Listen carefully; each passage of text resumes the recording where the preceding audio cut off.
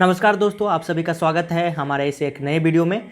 तो इस वीडियो में हम देखने वाले हैं यूजीएससी का रैंक कार्ड, यानी कि कितना रैंक पे आपको कौन सा कॉलेज मिलने वाला है। इस वीडियो हम देखेंगे चूँकि यहाँ पे यूजीएससी ने अपना रैंक कार्ड निकाल दिया है। ठीक है, यूजीएससी का जो 2023 का जो रैंक कार्ड है वो जारी कर दिया गया है। आप लोगों ने शायद अपने रैंक देख लिए रहेंगे। देखिए, रैंक कार्ड में आपको दो चीज़ मेंशन होती है, एक जनरल रैंक और एक कैटेगरी रैंक होता है। ठीक है, तो दोनों बेसिस पे आपको कॉलेजेस मिलते हैं। देखिए, परसेंटाइल के बेसिस पे आपको कॉलेज नहीं मिलता है। ये बात ध्यान रखिएगा कि परसेंटाइल के बेसिस पे कॉलेज नहीं मिलता है, आपको यूजीएससी रैंक के बेसिस पे ही कॉलेज मिलता है। तो वही देखेंगे कि आपका अगर रैंक इस बीच में आपको लाइक करता है तो आपको कौन सा कॉलेज मिल सकता है।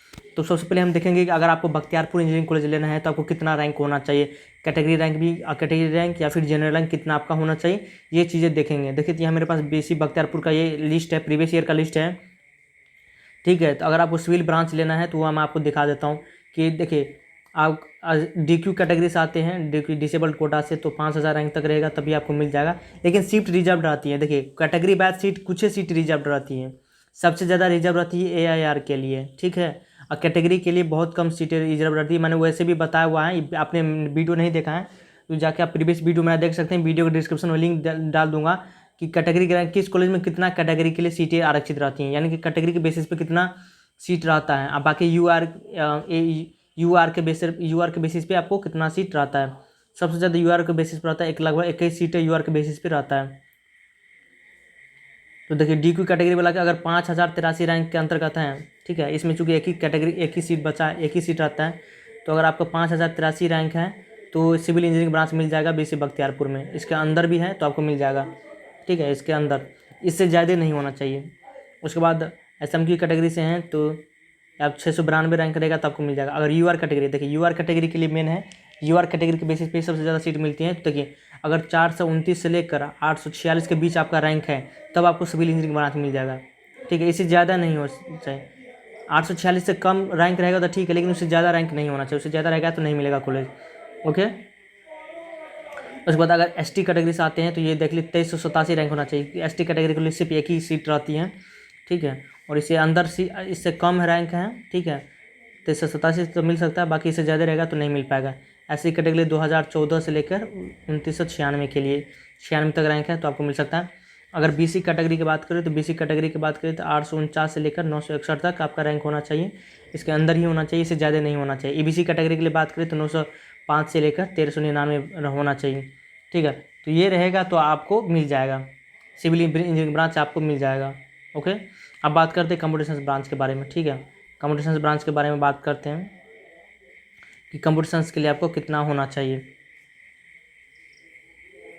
तो कैटेगरी कंप्यूटर साइंस के लिए देखिए, एसएमक्यू कैटेगरी की बात करें तो ये 281 रैंक होना चाहिए। देखिए, कंप्यूटर साइंस इंजीनियरिंग ब्रांच का जो सबसे ज़्यादा कट ऑफ जाता है, सबसे हाई कट ऑफ, देखिए 16 रैंक से लेकर 310 रैंक तक आपका है यूआर रैंक में बात कर रहा हूँ। यूआर रैंक 310 तक है तो आपको ये कॉलेज मिल जाएगा। ठीक है, अगर एसटी कैटेगरी से आते हैं तो 2036 के अंतर्गत रैंक है, अंदर रैंक है 2036 के, तब कॉलेज मिल सकता है। एससी से हैं तो 1698 से लेकर 2355 के बीच है। ओके, तो मिल सकता है। देखिए, जब सीट भर जाती है तो ये रैंक मायने नहीं रखता है, जब तक सीट खाली है तभी तक ये रैंक मायने रखता है। उसके बाद अगर बीसी कैटेगरी से आते हैं तो 326 से 366 तक होना चाहिए। बीसी कैटेगरी से आते हैं तो 362 से लेकर 496 के अंतर्गत होना चाहिए। ओके, तो ये आपका है। गर्ल्स के लिए कुछ 33% सीट आरक्षित हैं। ओके, ये भी ध्यान रखिएगा। अब इलेक्ट्रिकल ब्रांच की बात करें तो इलेक्ट्रिकल एंड इलेक्ट्रॉनिक्स ब्रांच की अगर बात करें तो वो देख लेते हैं। यूआर रैंक रहना चाहिए आप, ट्रिपल ई ब्रांच के लिए आपको 910 तक रैंक होना चाहिए। एसटी कैटेगरी से आते हैं तो 3120 तक होना चाहिए। एससी कैटेगरी से आते हैं तो 3310 तक होना चाहिए। बीसी कैटेगरी से आते हैं तो 1054 तक होना चाहिए। और एबीसी कैटेगरी से आते हैं तो 1593 तक होना चाहिए। ओके, इसके अंदर ही रैंक होना चाहिए। ठीक है, और गर्ल्स के लिए विशेष छूट रहती है, तो थोड़ा बहुत गर्ल्स के लिए भी इसमें छूट रहती है, क्योंकि गर्ल्स के लिए थोड़ी सीटें आरक्षित कर दी गई है। अगर मैकेनिकल इंजीनियरिंग के ब्रांच बात करें तो मैकेनिकल इंजीनियरिंग का भी देख लेते हैं। मैकेनिकल इंजीनियरिंग ब्रांच लेना चाहते हैं इसमें तो आपका यूआर रैंक चाहे 763 से 1649 के बीच होना चाहिए। एससी कैटेगरी की बात करें तो 4627 तक रैंक होना चाहिए।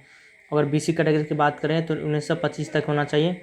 और एबीसी कैटेगरी की बात करें तो 2826 तक आपका रैंक होना चाहिए। इतना रैंक रहेगा तो ये कॉलेज आपको मिल जाएगा। कुछ नए ब्रांचेज भी ऐड हुए हैं तो उसका भी सीट जारी नहीं किया गया, इस बार जारी कर दिया जाएगा। ठीक है, नए नए वाले का।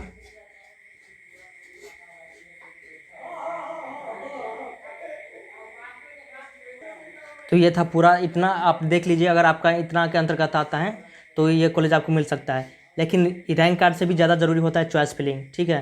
तो चॉइस फिलिंग का विशेष ध्यान रखिएगा, क्योंकि चॉइस फिलिंग बहुत ज़रूरी होता है। चॉइस फिलिंग के आगे बारे में भी मैं आगे जब वीडियो आएगा तो मैं आपको बताऊँगा।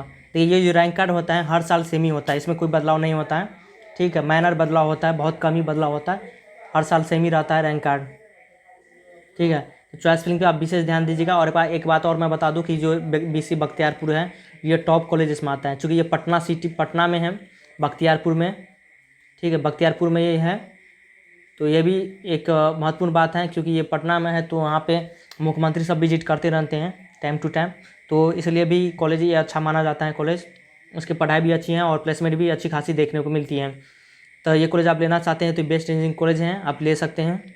मेरी तरफ से ऑल द बेस्ट है। बाकी कमेंट सेक्शन में अपना जो सजेशन है वो प्लीज़ डाल दीजिएगा।